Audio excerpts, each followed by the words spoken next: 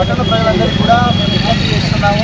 ఎవరైనా అత్యవసరం ఉంటే తప్ప రాకండి. మనం చూస్తున్నాము ఈరోజు ఉదయం నుంచి కూడా భారీ వర్షాలు పడుతున్నాయి. మన దగ్గర కూడా నిన్న మనం రామాయపట్నంలో చూసాము. ఈరోజు ఆర్మూర్పట్నంలో కూడా మనకు మార్నింగ్ నుంచి కురిసిన వర్షాల వల్ల ఎస్పీ పెట్రోల్ బంక్ అలాగే శివరారం గుడి Yogeshwara colony command housing board కొన్ని చోట్ల వాటర్ స్టార్టింగ్ అయినట్టు మనకు ఇన్ఫర్మేషన్ వచ్చింది.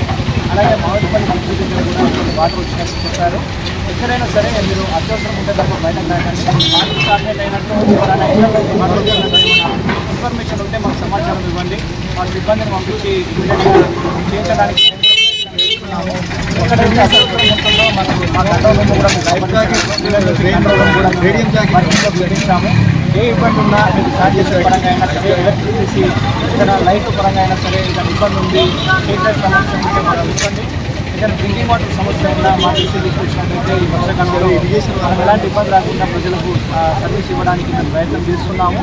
ఖచ్చితంగా మీరందరూ కూడా ఈ అవకాశాన్ని అందరూ కూడా ఉపయోగించుకోండి. ముఖ్యంగా అత్యవసరం ఉంటే తప్ప ఎవరు కూడా చేస్తున్నాము. ప్రజలందరూ కూడా అప్రమత్తంగా ఉండాలి.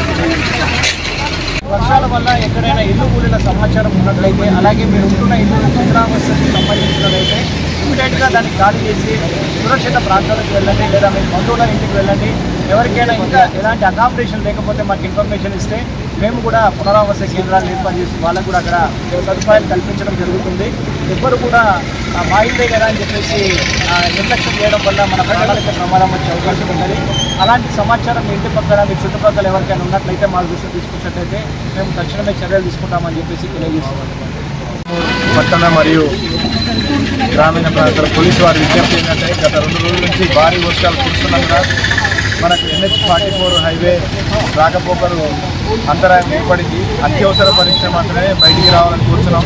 అదేవిధంగా గణేష్ మండపాల దగ్గర ఎలక్ట్రిక్ వైర్స్ కనెక్షన్ ఇచ్చుకునేట్టు జాగ్రత్తగా ఉండాలి. మండపాల దగ్గర అందరూ ప్రతి ఒక్కరూ జాగ్రత్తలు తీసుకోవాలి.